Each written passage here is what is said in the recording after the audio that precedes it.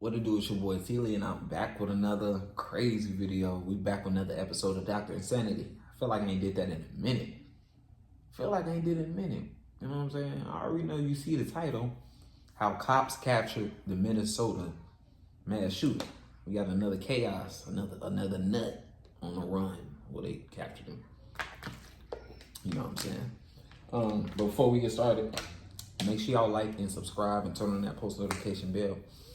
You already know what it is. We're on that road to 100K subscribers. Let's go and get straight to the business.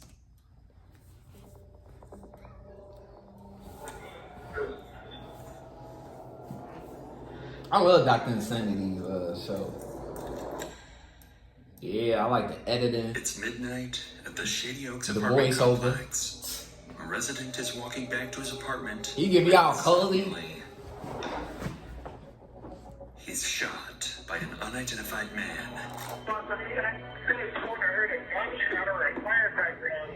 Is that a good thumbnail, y'all? When police rush to the scene, they're immediately faced with a barrage of gunfire targeting anyone who moves, and no idea who. Yeah, I didn't even know that was all dozens of innocent lives are at fatal risk.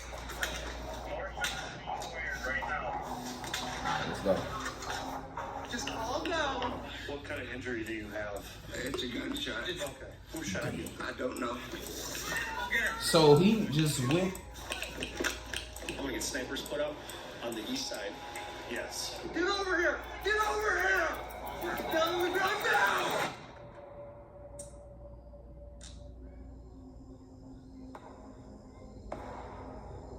At approximately 2:17 a.m. on that Sunday night, officers receive reports of gunshots near Shady Oaks apartment complex. Minutes later, around 2:20 a.m., first responder officer Cody Needham approaches the scene to investigate. Little does he know, the gunshot reports were part of a trap set by the shooters, and he was driving straight into it.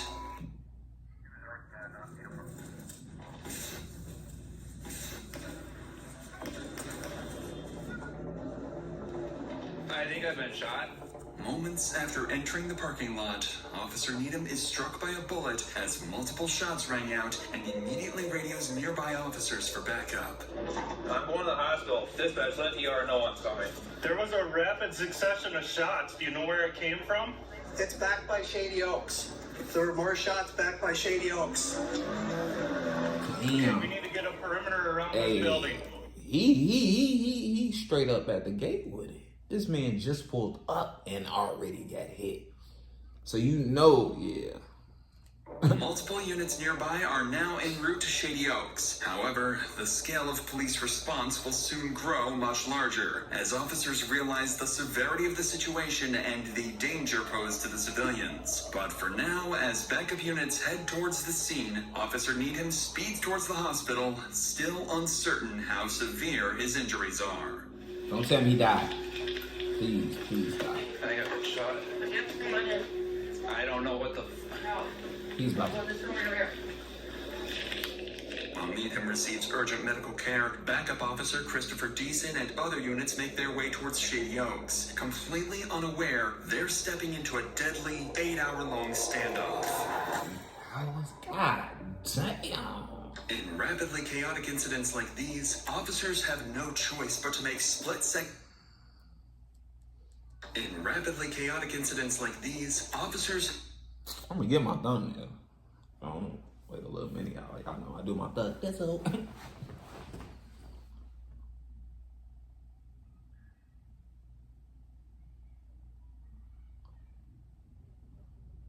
Here it is. Have no choice but to make split-second tactical decisions. To fully understand how police manage such dangerous situations, we'll follow every tactic and decision through every stage of the standoff. Starting with Officer Deason, who's just arrived on scene to a barrage of gunfire erupting unpredictably. We don't know what floor they're on. The shots were presumably coming in front of the building.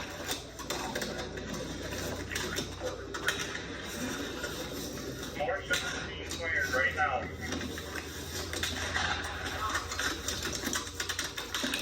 Wait.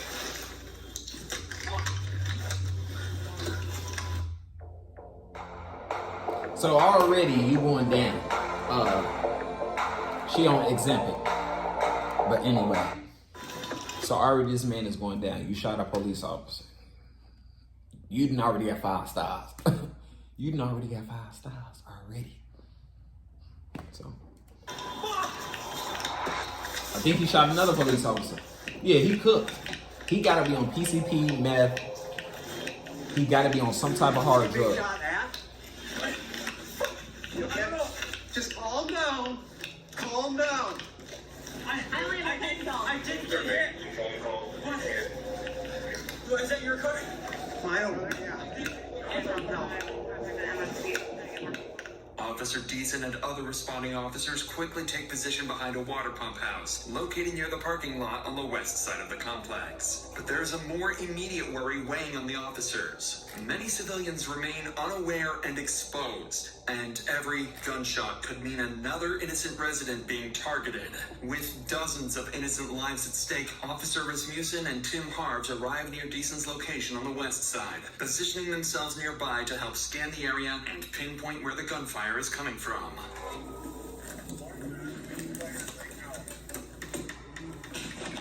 .306, 2400 start, everybody. He got that thing on him. He got that. He's here. Me and decent pull up here. It was what, 3-4 shots? The one I took up here before we got shot at. So somebody's shooting out the window of the building. Chris, can you come over here? They're shooting at any law enforcement that comes through. If we go out any further, we're gonna get shot at. If this is an man. active shooter, we need to get a team ready. We need to probably start dealing with it.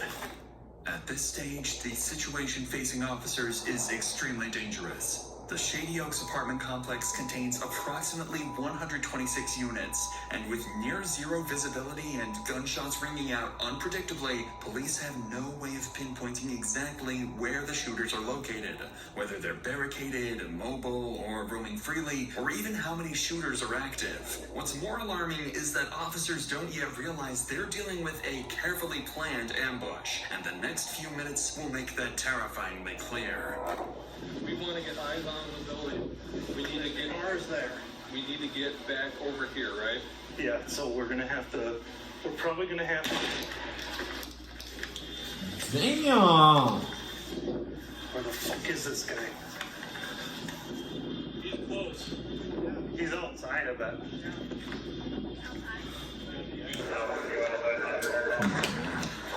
Okay. He's right across! You see him? He's running. Where? Where is he running to? North or south? Ran that way, ran that direction. Somebody Right ran. south. I don't know if he got shot at or what, but someone just ran across the back lot. He's running. Back lot. Got him though. I don't know if it was him or someone that got shot at. Correct. They ran out here and that. Just had to blick a fly down real quick. My aim right. I just did it. John Wick. Y'all ain't even. I hope y'all caught that in that. I just did it. Good. Gotta act of dirty fly over here. Do not blow me over. You going down, man. You going down. Shot in his house. Go ahead on. Or you can catch these. The fire knuckle shuffle. That's how I talk to flies over here. One of the I shots got a officers just heard was aimed at a resident who stepped outside the building, completely unaware of the active threat. He was struck and immediately ran away. Damn. With danger escalating and officers aimed at a... Calm down. Do not blow me over. He said, calm down. From the front of the building, it impacted the road on Little Fourth. One of the shots officers just heard was aimed at a resident who stepped outside the building, completely unaware of the active threat. He was struck and immediately ran away. With danger escalating and officers still What's unsure wrong how with many him? shooters they're dealing with, or even where the next shot might come from, their immediate focus shifts to 2 critical priorities. First, identify and engage the source of the gunfire. Second, secure the perimeter and evacuate civilians inside and outside the building to prevent further casualties. However, officers still don't have a key to access the building from any side, adding a major complication to their plan. So, to move forward, Officer Deason and Harves formulate a tactical plan. One group remains in position, carefully engaging and distracting the shooters to pinpoint their exact locations and number. Meanwhile, a second group cautiously moves around the perimeter, evacuating civilians from areas exposed to gunfire. It's important to understand that incidents like these are not only traumatic for the officers working them, but they can often have the same effect on people simply watching these videos behind a screen, just like you. If you have ever felt that you need help with mental health, you should know there are always people you can reach out to. Before I started this channel, I struggled with anxiety every day. I'd record videos, then delete them because I thought they weren't good enough. Therapy changed that. It gave me the confidence to finally start uploading. Finding the right therapist, though, was hard. I went through several before one clicked. That's why I've partnered. Let's hit pause. Okay, back to it. Team is about a month of therapy. And begins. I was just straight up thinking about something at the same time. I don't know if y'all caught that. I was just straight up thinking about Sweeping the west side of the perimeter. With the shooters I was just here, but not here for that unknown, moment. They have to treat everyone they encounter as a potential threat. Come here. Hey, come here. You have the key from the building? Okay. Are you okay? Yeah, my God, we're shooting me. We're shooting me. Took out the sidewalk and stuff. Oh, the nurse was screaming. I love surprising. Thanks to me. I'm just thinking like That's true.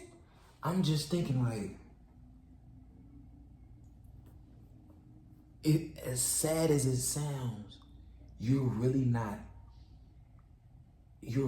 safe nowhere. You're really not. You're not safe nowhere. These people are just comfortable at their own, like, you could die where you lay your head at. That's the craziest thing. That's where you're supposed to feel safe at.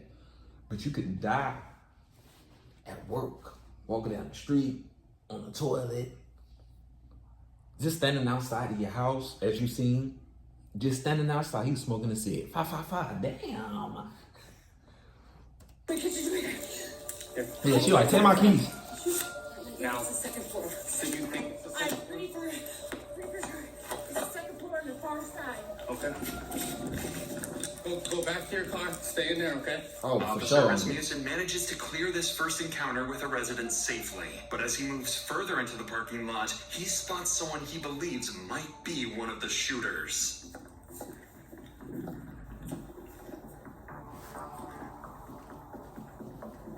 Now you gotta have good eyes.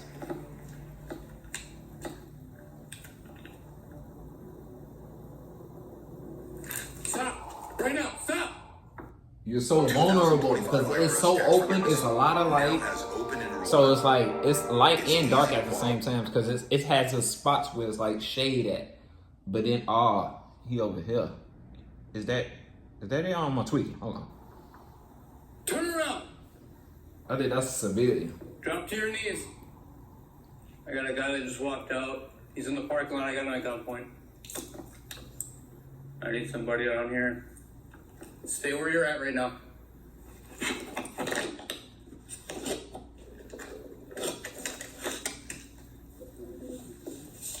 Okay, we got somebody shooting from your building right now.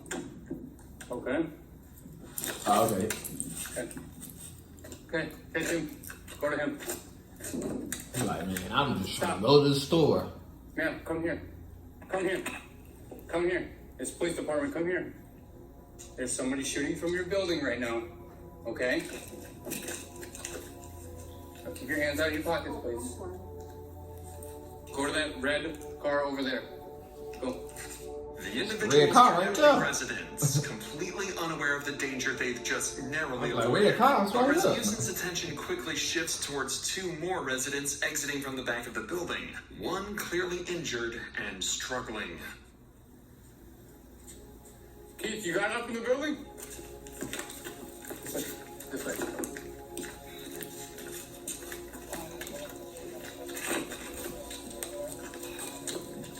Okay, come on. Come on.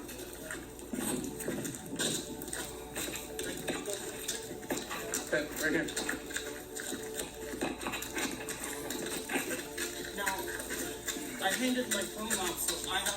Okay, well, you're not going back in anyway, so you're fine.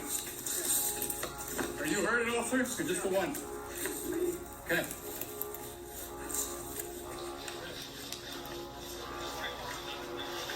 Come right here. That light pole right there. The light? Okay. What kind of injury do you have? It's a gunshot. Okay. Who shot you? I don't know. I come out that door we just came out of was facing that way, and that's when we got shot. Okay. Come right over here, sir. Just hop right into the back seat on that side. One of the civilians encountered by police is Shady Oaks resident Daniel Thorpe, the same person officers spotted running away earlier after being targeted by gunfire. Daniel is now the second confirmed victim following Officer Cody Needham. Unfortunately, they won't be the only casualties as the night continues. Get over here! Get over here! Get down on the ground now! By now, multiple SWAT teams have been requested to assist with the situation, but Daniel's close call underscores just how deadly the situation remains for the countless residents, both inside and outside the complex. Many of them are still going about their night, not even realizing they're in any danger. Thankfully, Officer Rasmussen gained crucial intel from the woman he encountered outside the building. According to her, the shots appeared to originate from an apartment on the front side of the building, possibly on the second floor. But most importantly, she provides the officer with a key to access the building. With dozens of innocent lives still at risk, police urgently need to devise a plan to infiltrate the building and evacuate residents before the shooters have a chance to move positions, or worse, start targeting residents door to door. If the next steps aren't executed perfectly, the consequences could be catastrophic. With this in mind, Officer Tim Harves repositions to a parking lot near Giant Wash Skyline Express just southeast of Shady Oaks to meet with command, await incoming SWAT teams, and strategize their next move. God, they We finna haven't go been in able to get... They were thinking maybe like second floor, but now Chris is saying there's movement on 7th, but there's movement all over if you watch those windows. Nobody's identified where or who. Once I get more SWAT bodies in, I'm gonna start forming up some perimeter teams to take over on perimeter. I'm gonna get snipers put up on the east side. Yes, yeah. So they can kinda get all the eyes. shots have been coming from the front of the building. By this stage, police have gained important but conflicting information about the shooters. Witnesses indicate activity on the second floor at the front of the building, yet Officer Deason's group has reported suspicious movement higher up, possibly as high as the 7th floor. With these conflicting reports, the situation remains risky and unpredictable. So, to gain some control, multi-jurisdictional SWAT teams are now en route to help secure the building's perimeter, deploy snipers, and infiltrate the complex to evacuate civilians trapped inside. In the meantime, Officer Christopher Deason and his group continue to hold a critical position at the West End, actively scanning the building to pinpoint how many shooters they were dealing with and their locations. Get on fire. You could tell this man got rounds. And hold on, did they mention anything about this guy? Like, is he in the Marines or something? Like, do he in the Marines or a Ranger or something? Like,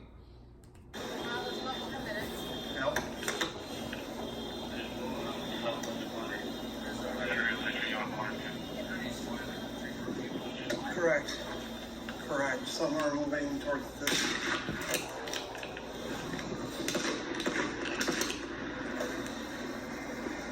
That did hit across the street, right across the street from me. It sounds like a red shot. While Officer Deason's team continues to hold their position on the west side, a critical oversight is exposed in the perimeter setup. Road closures intended to prevent civilian traffic from entering the active shooting zone weren't established quickly enough, allowing unaware drivers to slip through.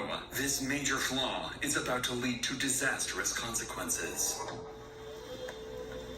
What? Oh. Well, how you going? Go out there. Go! Go! Get out! but you got dumbasses. See, a lot of you motherfuckers is like this. I'm like, oh, you can't tell me what to do. You can't tell me what to do. I'll do whatever I want. I'm growing and get your ass whacked. A lot of you motherfuckers is hard-headed like this in life. You think because you live out on yourself, live out on your own, and you independent, that you don't have to listen to nobody. You can walk anywhere. You can walk in a room. You can do whatever you want to. And this is exactly what's going to happen. This problem right here. See, I got the math with this. You fucked around and found out. You should have stopped. I know you seen those lights, but I know they're lights. Like, because I know, watch this. You see blinkers. I'm well aware. I would have been like, oh shit, like, you can see that. That's bright as shit.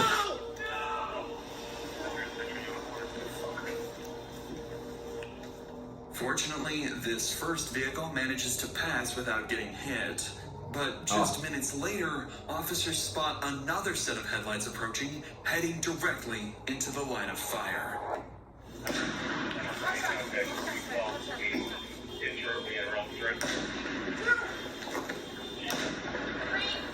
Oh, they trying to take that out. No. Correct. Maybe. They're not hitting directly at us. Yep. Vehicle coming northbound on 4th. Officers quickly realized the rapid succession of shots was not directed at them, but at a civilian vehicle passing by the front of Shady Oaks. After being hit, the driver continues forward, eventually stopping on the west side, still within the active firing zone, but close to where officers are positioned. That's when they hear the driver's disturbing screams. Get over here!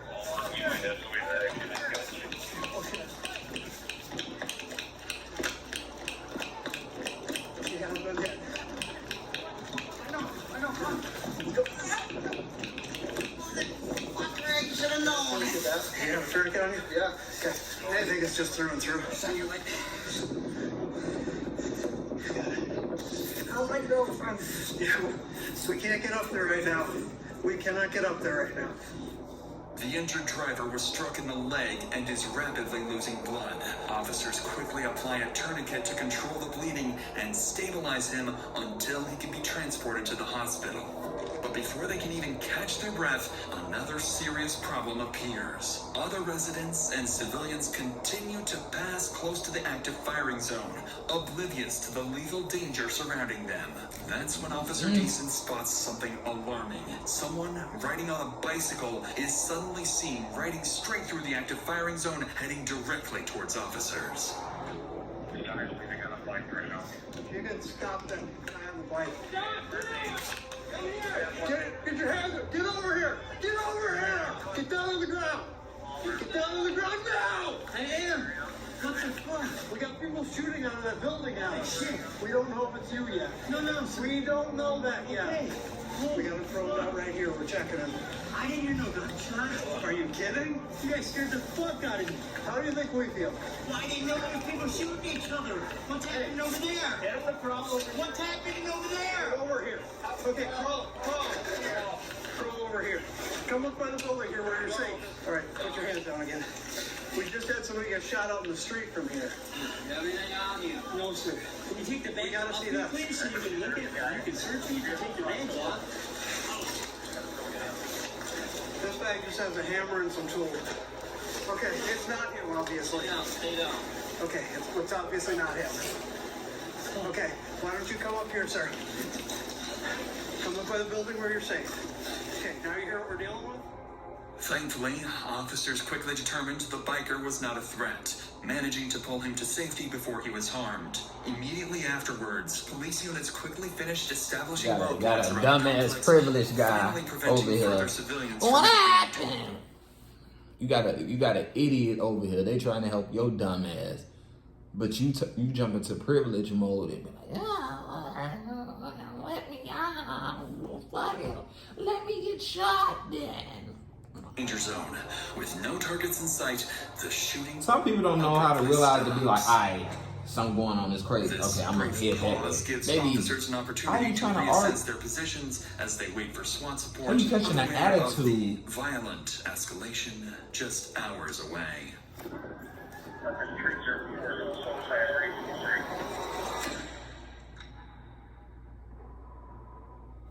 Do you think it's gone quiet because he just hasn't had anything to shoot at? Yeah, possibly.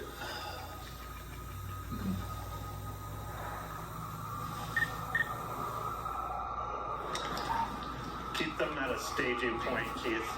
We have an armored vehicle on scene here. We'll be sending over, I believe. At approximately 4 a.m., SWAT armored vehicles finally arrive on the opposite side of the building, marking a critical turning point in the operation. For the first time, officers have the tactical support they need to close in and bring the shooters into custody.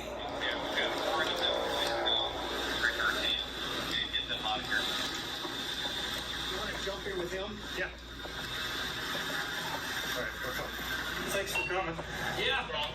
I know our team's setting up too, so we'll be over here soon. Not what we expected. Oh shit. With SWAT teams now on scene, a sniper unit quickly moves into position on the east side of the Shady Oaks complex, giving officers critical visibility. At the same time, entry teams on the west side prepare for their next move. It's finally time to move inside the building. Cover you. Get up there, go one at a time, okay? Don't move, right? Yep. Moving. Oh, not. 306. We're by the dumpster where you were. What's your plan? I'm in the 306 trying to see if they gonna see about at a random box. His old ass. He just random. He the random guy. See, get your old ass over here. Get the fuck over here. Get your old ass over here. About to get shot. You want to come down here. You could have did that anywhere. You could have did that shit anywhere, but you just decide you want to come down there. You could have did that shit anywhere, but you decide you want to come. That's what that type of and then he tried to move you and get your ass over here. Look, that's that. Come on. No, I want to get your ass over here. Get your ass over before you get shot. Get your old ass over here. After carefully evacuating ground floor residents over the next 2 hours, SWAT teams successfully secured the lower levels, ensuring the shooters had no path to escape. As the sun rises over Shady Oaks, police gain I would have to beat his critical ass. advantage. I ain't eat for 8 Daylight. hours. With improved visibility, Well, you know what? they I deployed don't even drones care about overhead, that. But giving just to officers stand a clear, there. real-time view of the complex. Okay, it's As over the with drone now. hovers above Shady Oaks, officers notice movement on the 3rd floor. Someone barricaded near a window in apartment 303. Snipers positioned across the street quickly adjust their aim towards the apartment, while officers remain on high alert, knowing other suspects could be hidden throughout the building. Over the next hour, tensions escalate as the barricaded shooter fires and destroys a police drone monitoring his position. At around 8 a.m., negotiation teams attempt to make contact, Yeah, he had urging the Xbox, shooter to surrender owner. peacefully. But despite repeated attempts, he refuses to respond. This is an Xbox owner. For sure. By 10 a.m., after over 8 hours of standoff and with peaceful options exhausted, an armored SWAT vehicle pulls up directly into the shooter's line of sight, preparing to launch enough tear gas canisters to saturate the entire apartment.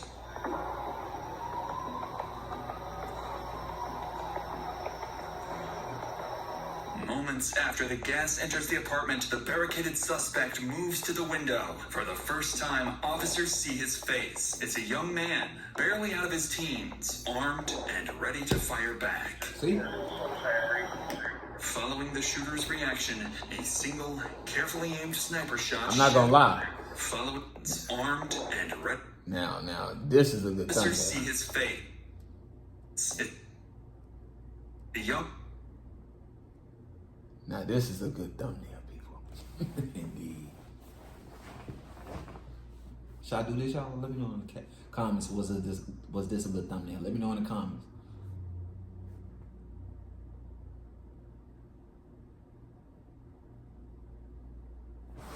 Let me know.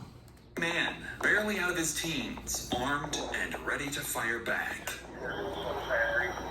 Following the shooter's reaction, a single, carefully aimed sniper shot shatters the apartment window, sending shards of glass directly into the shooter's forehead. That was on point. I need a like for tunnel that. to his face, clearly weakened and disoriented. A SWAT team immediately rushes to apartment 303 to apprehend the shooter. Inside, they find him wounded but cooperative, quickly placing him into custody and escorting him out of the building. So what was the reason for doing this? For a shift is for double check over 5 minutes in the freezing. I think it's good. Get some change in the left pocket. Big ass baggy pants. Check down by his feet. Nothing on his feet. Not having your pretty leg. Spread your legs report. See, when people do this stuff, it's always somebody in some blue jeans, black old people shoes, button up, nerd looking kind, like that be doing stuff like this, like down by his feet. Nothing on his feet. Not having your pretty leg. Spread your legs report. I am not here.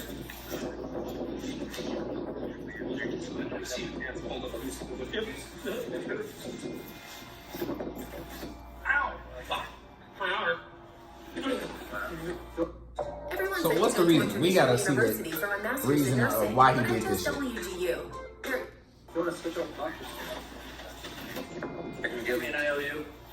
The shooter is soon identified as Devin Matthew Wayland. Inside his apartment, officers recover multiple firearms, including the rifle used throughout the standoff. Officers continue to search the complex, and after a thorough sweep, they find no other threats, confirming Devin was the only shooter. As he is transported to the hospital for medical treatment, detectives begin rehashing details of the shooting. That's when they make a troubling discovery. The initial 911 call reporting fireworks had been placed by Devin himself.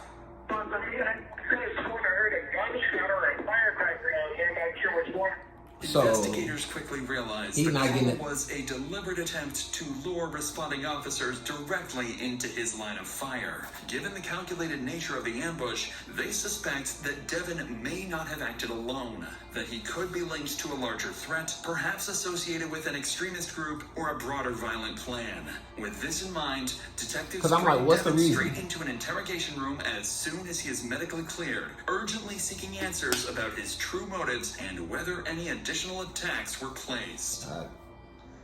Hey, Devin. Oh, I thought he was connected. Y'all about to say, Yeah, damn. looks like it. You doing okay though? Is that okay if we visit? Yeah. Okay. Now, let's back up to the day before of the incident and just talk to us about your day and kind of what's going on. Everything seemed alright, everything seemed fine. Okay. These ex-friends of mine, they wanted to hang out with me, and it was gonna be his girlfriend's birthday, 21st birthday, so they wanted to party and drink. Well, I do like political discussion. I like to see people's views and ask them why they think of that, so I can respect them deeper. And Like political stuff? Yep. Okay. But it just turns out that they're ex-speakers, and I think one guy was speaking there, and this guy's name was Seth something. And they're all like they're saying I'm getting in their face and screaming at them. I'm partially deaf from working in machinery. I said, I'm sorry, I'll get down on my hands and knees, I'll show you I'm not being violent. And this woman was saying, get on my man's face. And I'm like, I'm not on your man's face, I'm just saying, this is how I view about the situation, because how can I respect you? You've been nothing but nice to me, and so she has until this point on. And Judd said, get on his face. I said, I'm not on your face. He pushed me. He was trying to fight me, so I fought him, and Jordan got on me, and he tried fighting me, and he claimed he was trying to make sure there would be no fight to happen, but that was the last straw.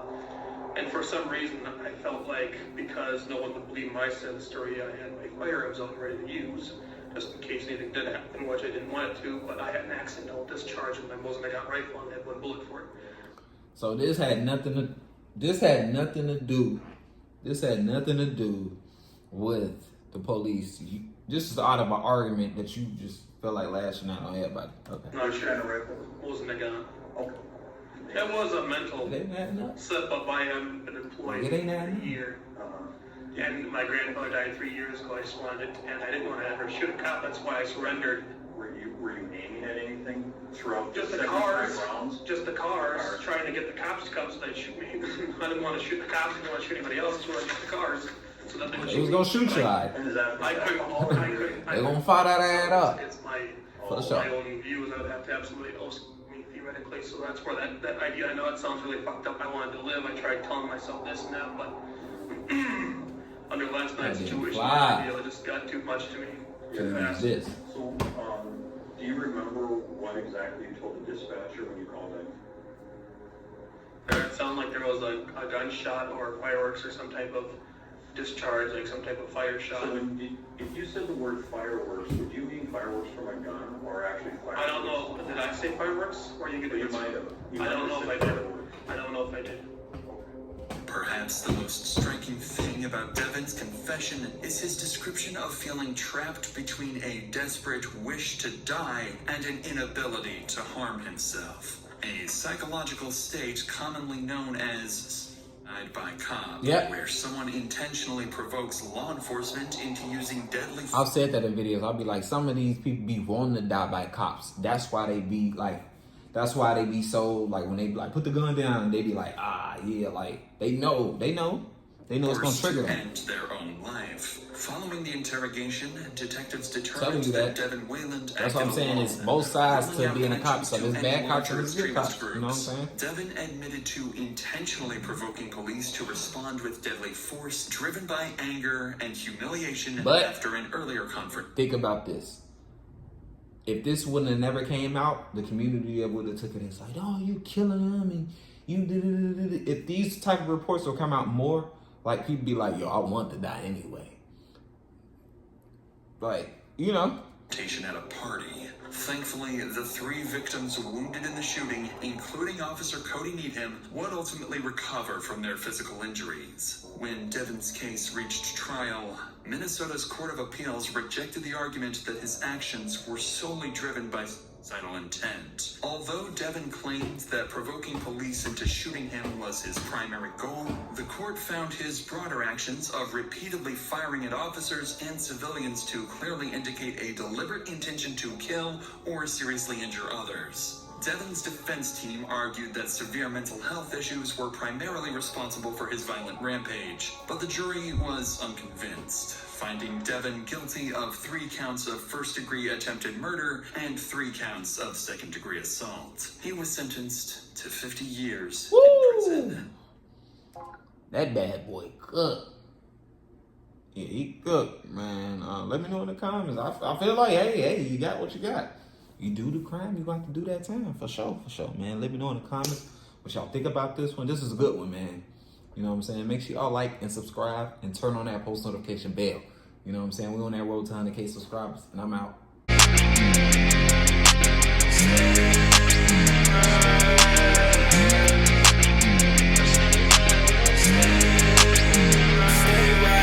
What you gonna do now?